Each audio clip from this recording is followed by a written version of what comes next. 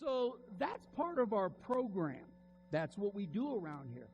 We have things that we do around here for the purpose of setting the tone for future celebrations and also to bless those who are having birthdays now. You got it there, E? You all right? I like the way the camera was on you. Fixed on there. So a program is something, if you look at it in the form of a noun, it is a series of planned events, just like this birthday song, that for the future. So we know that each and every month, regardless of what Francisco says about January, we are going to hand out some form of cake or gift to those people born in that month, just as a celebration. It's really tough sometimes because everybody wants to announce when someone's 18, when they're 21, when they're 65, when so on and so forth. And we don't want to just single out people and miss others. So this is why we do this as part of the program. God has a plan for us as a church. Now, if we was to look at this as a verb, an action word, then the plan is to prearrange something specifically that we might have a specific kind of outcome. And that's what we're talking about when we look at God's program. We put things in place as a result of inspiration from God for the purpose of an outcome, a specific type of outcome. And so today this is kind of like part 3. We've talked about God is able. We've talked about God's provisions. This week we're talking about God's program.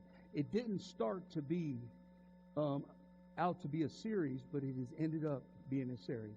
And back to 2 Corinthians chapter 9, verses 8 and 9, which we've used the last 2 weeks, it says, God is able to make all grace abound to you, so that in all things, at all times, having all that you need. Say it with me, all that I need. All that I need. He has available for us. And he says, and you will abound in this and in every good work, everything you put your hands to. So how does God's program work? God's program, in a nutshell, is this. If God is able, then we are able. If we're connected to Him, God is able. And if God is able, then we are able as well. I can do all things through Christ, who is my strength. All things. Everything. But see, He has provided for us, and what we do not have, and I've never been in a situation where we do not have something somewhere by somebody, He will provide that. He knows it before the need even comes. God has provided you and me and we everything we need for them or our next.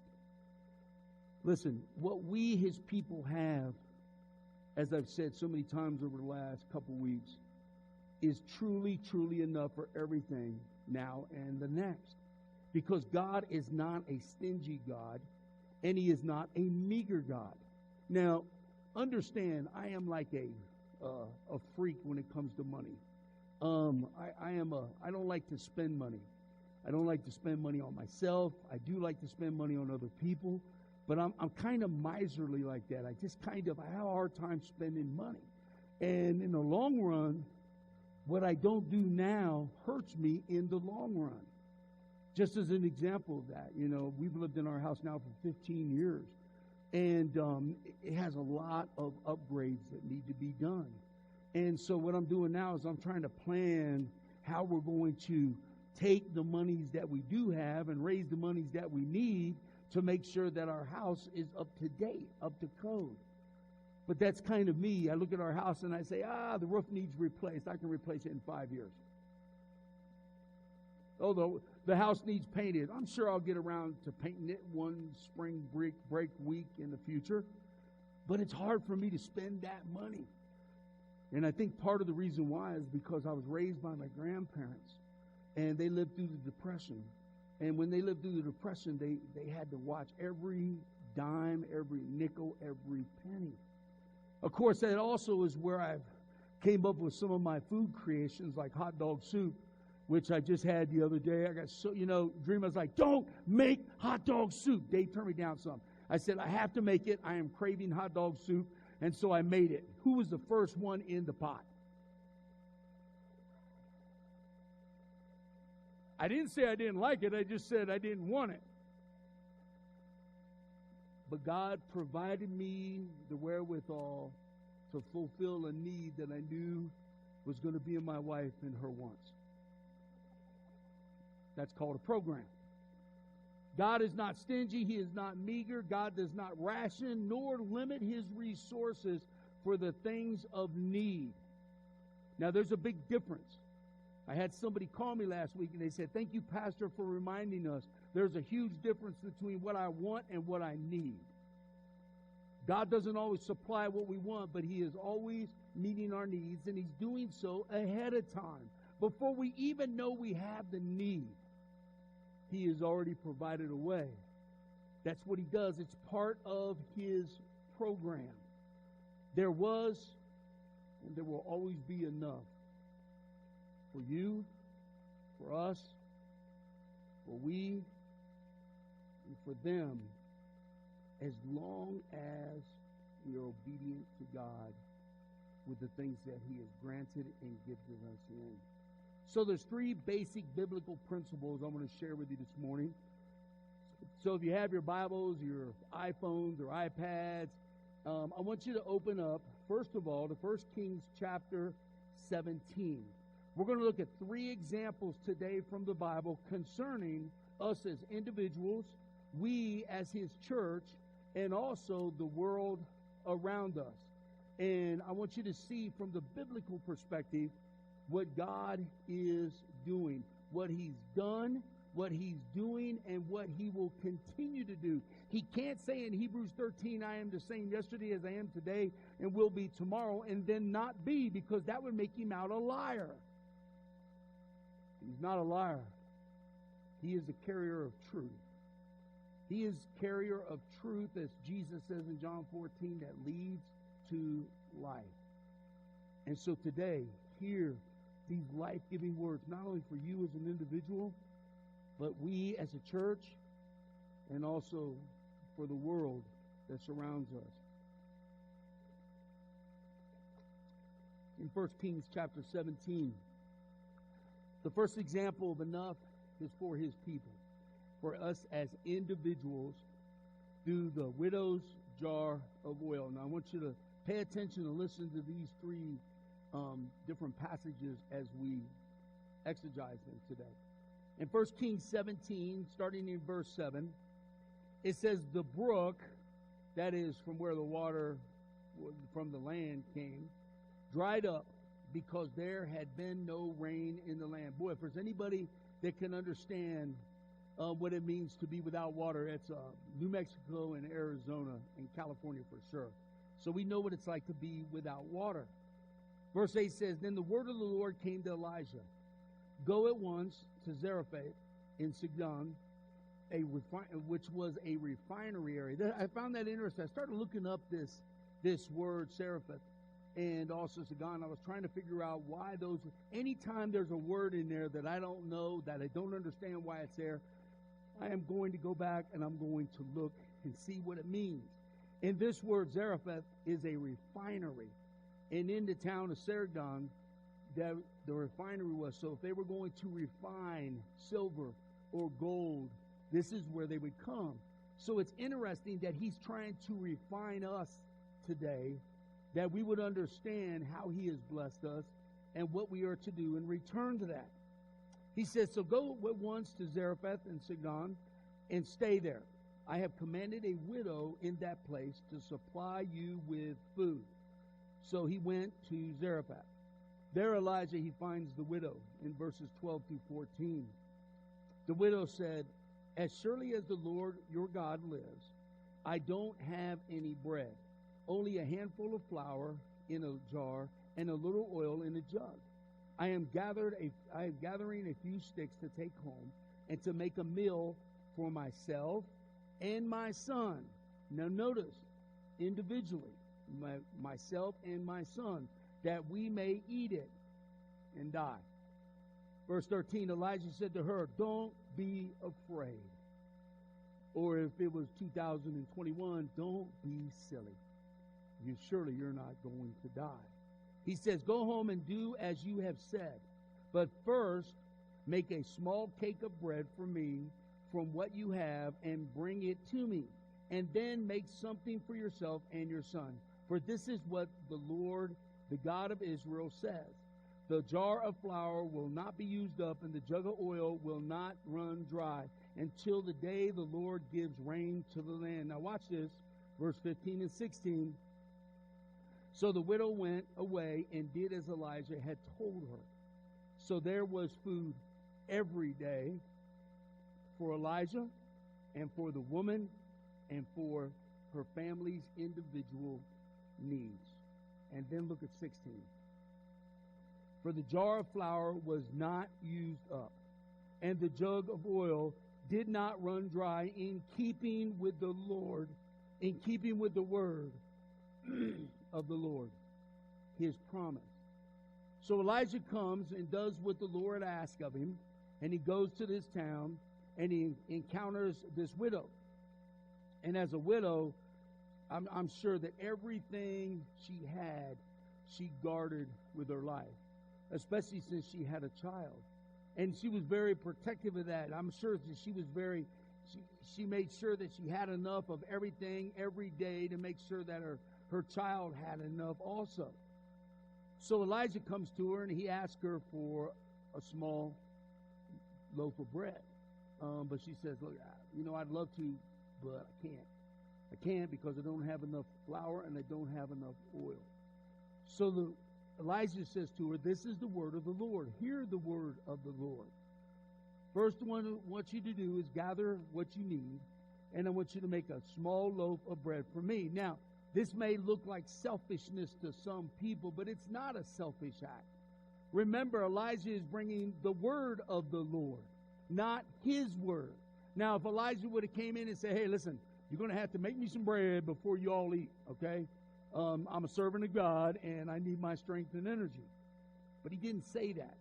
So the first thing we see here is the first fruits of what she had went to God. It went to the Lord himself. And Elijah was the servant of the Lord. Elijah was the carrier of that word. So this cake did not go to Elijah per se, but it went to the Lord. So then what happened? So then she makes the cake and she gives it to Elijah, or first fruits to the Lord. And then she has enough for herself and her son individually. And they ate, and they ate, and they ate. And according to God's word, which I put my trust in, it says the flour never ran out and the oil never ran out. God provided for more than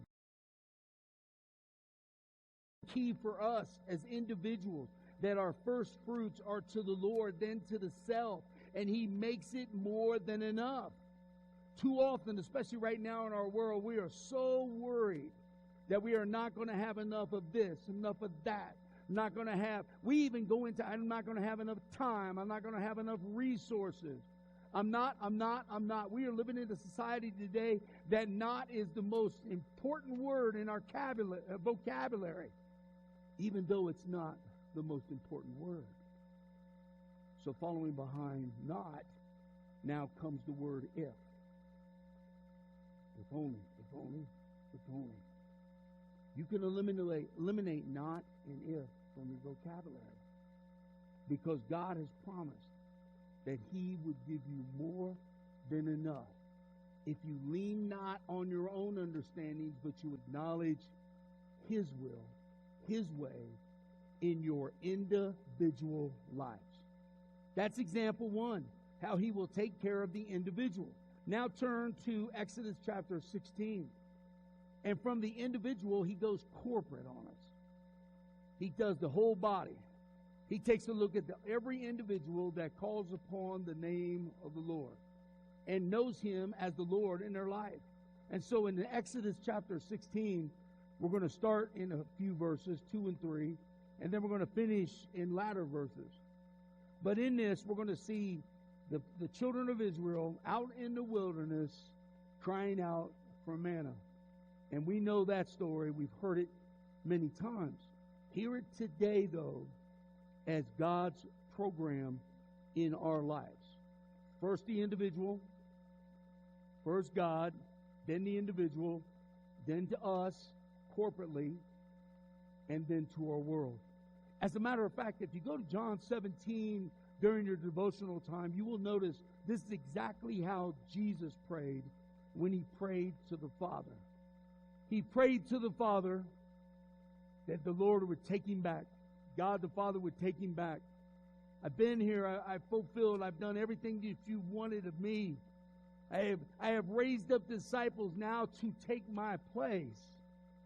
And so in John 17, he cries out for God to take him back home. After he does that, then he prays for the individual disciples.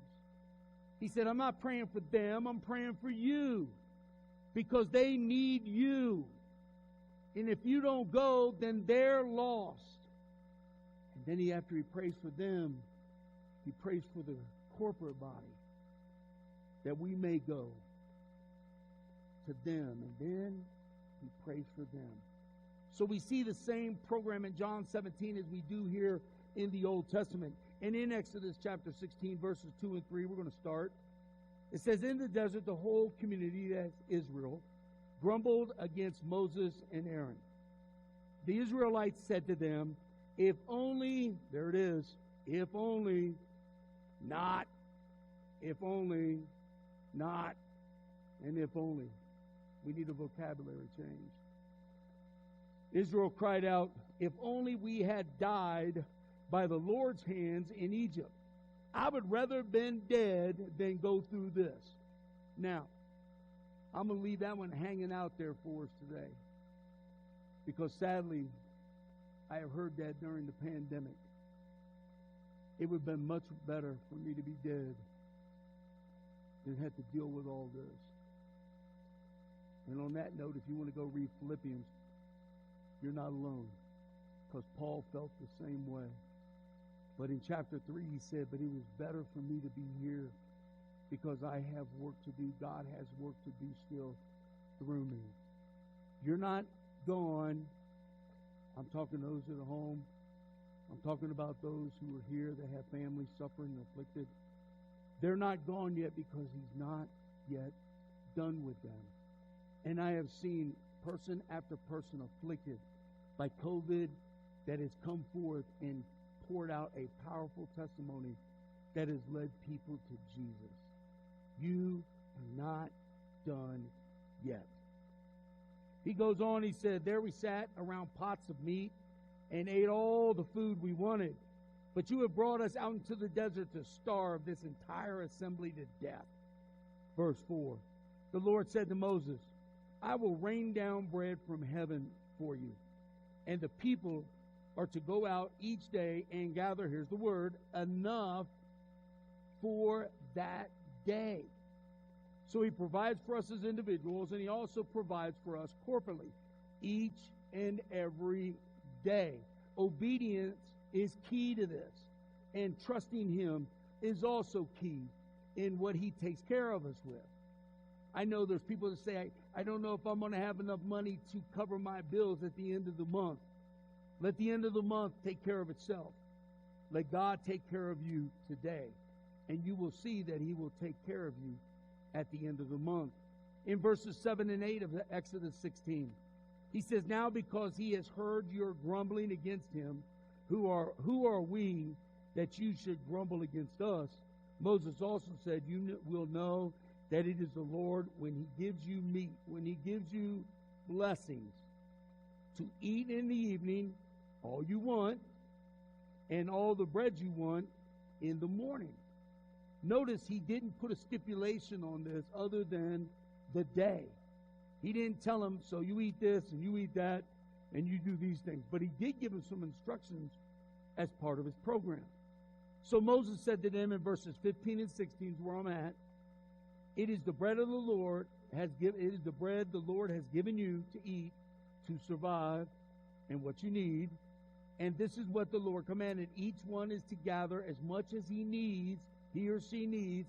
Take an omer, which is 1 gallon, for each person you have in your tent for that day. So 1 gallon for each person in your tent, in your family, you are taking care of, you are providing for on that day. And every day, they had enough. They had enough as individuals, and they had enough for his people.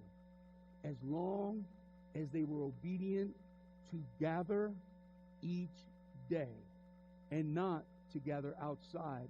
I better store up. Boy, when the pandemic hit, did things go crazy in the stores or what? I mean, I still haven't found anybody who can explain to me why toilet paper was so popular. But, I mean, I'm looking for meat. I'm looking for potatoes. I'm looking for ramen noodles, sketty. I'm looking for stuff that's going to last. That's what I'm looking for. Could you imagine if in the pandemic, they said each day, I'll provide for you each day, but don't go past that day. I wonder what we would have. I wonder what incredible food supply we would have received if we would have just done each day. I know for Dream and myself, we got to a place where we said, forget this. We're not turning around going shopping every time the doors are open, standing in line, 6 foot apart, mask on, waiting for people to come out of the store so we can go into the store just to load up on stuff that sits on the shelves for how many weeks? And I wonder how much of that expires. I wonder how much of that went to ruin because of fear, because of panic, because we didn't trust in the Lord. So God takes care of us individually. We find that in 1 Kings 17. He takes care of us corporately as believers. We find that in Exodus 16. And then finally, turn to Matthew 14, a story we're all very, very familiar with. In Matthew 14, Jesus is with his disciples. And starting in verse 17, his disciples say, we have only 5 loaves of bread and 2 fishes. We've seen you do a lot of things, Lord, but there's tens, maybe thousands of people here. We've seen you do all kinds of incredible things, but we only have 5 loaves and 2 fish. How are we going to feed all these people? And Jesus said, took the 5 loaves and the 2 fish and multiplied what they had, with more than enough left over. In Matthew 14, jumping to verse 20, all ate and were satisfied. And that's key. Just that all ate, but all were satisfied. And the disciples picked up 12 basketfuls of broken pieces that were still left over. Baskets of bread and fish for the days to come. And these people, they represented the world. They represented others. We don't know how many of these tens, hundreds, or thousands people were believing in Jesus or following or had made commitments to Jesus. But notice it didn't matter. Now I wonder if the disciples would have said, okay, all those who believe get in line here. All those who don't believe stand over here for a moment. And then feed them first. Well, if we have anything left over, but again, it wasn't a part of the disciples' plan. It was not a part of their program. I have a feeling when they said to Jesus, dude, what are you going to do? 5 and 2. It's up to you. And Jesus took it. Didn't say anything, just took that bread and fish. And he began to break it. And he began to give it. And they began to dispense it. And people ate. People that had not yet believed. I'm sure there was those who were believers. But I'm sure there was also a bunch of looky-loos looking on, trying to figure out, okay, let's see what he's going to do. Just as they followed him from town to town when it came to a healing. See, God has more than enough for you individually, has more than enough for we, his family, and he has more than enough for them, our world. And I know for some people, we live in a society today where we don't want to categorize people and put them into the different compartments of life. The Bible is really clear. One day we will have sheep and goats. And they will be separated because of what they believe. Because of whom they believed in. So we know that it's going to happen. And actually it's happening even now. If we just trust in Him. So here's our lesson for today. I want you to hear this. Whatever the need, there is no limit on God's resources to meet your individual need. As a matter of fact, there is enough for you, and it's sufficient for all that you need individually.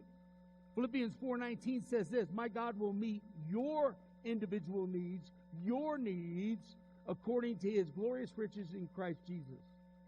Because you are His. You're His children. And parents take care of their children. The second thing we learn here is there is no limit on the amount. No matter what the demand is for His people, God is willing. And we know that He is able. You know the verse in Matthew 7. Ask and it will be given to you. Seek and you will find. Knock and the door will be opened. He says for everyone, not just a person, but for everyone who believes, for everyone who trusts in Him, for everyone who has given their life over to Him, He says, ask and you will receive. Knock and the door will be open. And you have this because, you don't have this because you did not ask me. We're His. Think of how many times you went to your parents and asked for something. And your parents would say to you, do you want it or do you need it? Think how many times your kids come to you and ask. And you say to them, do you want it? Or do you really need it? We're watching Pastor Eva's little girl, Ensley. Woo! I forgot what it's like to have little ones in the house. And so last night, I was getting ready to cook dinner. I had it all planned out, but I was going to cook. And Ensley came in and goes, Poppy Dave, can we have pizza? Of course, like a good, loving Poppy, I said, no! No pizza for you. No, I didn't.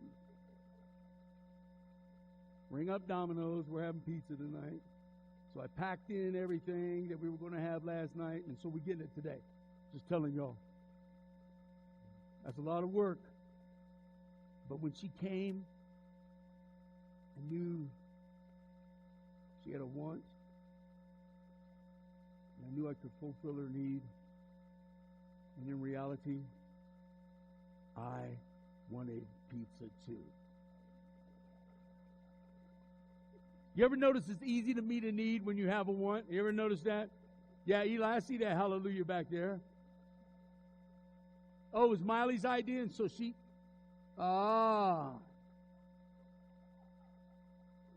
Notice how they gang up on you when it comes to something they really want. Well, you know what? I'm willing, and I want, as a parent, as a grandparent, to do what's best for our kids, our grandkids, and to provide what we can provide.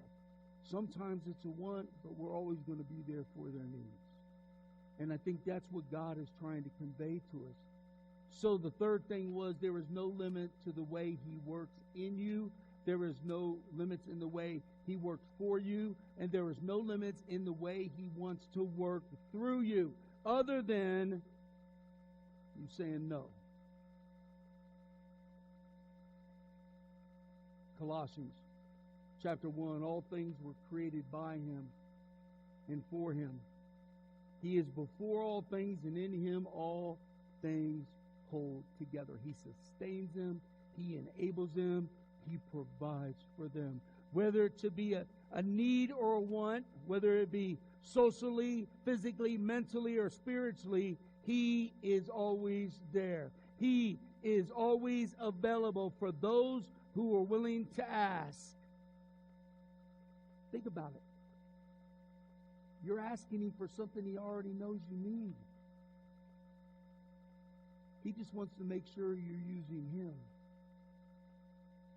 to meet those needs. As our praise and worship band makes their way back up to the platform, let me ask you this question. Things have been chaotic over the last year. We've been, it's almost a year now. We've been in this crisis mode. And now we are faced with figuring out what's ahead. And I know for us as a church, for we as a staff and the church board, I'm sure for mom and dad, grandma and grandpa and their families, you're all trying to figure out what's next. Let me encourage you in something today following this word. Take some time and have a chat with the Lord. Don't bring Him your list. Don't bring Him your ideas. Just have a chat with the Lord. Because here's what I believe will happen. When you start taking the time to be still, and I'm talking about being still in the ways of yourself, and listen to Him, you're going to realize what you have already, and you're going to realize what you need, and you're going to come to realize what really is just a want. As you stand to your feet, simple question for you today.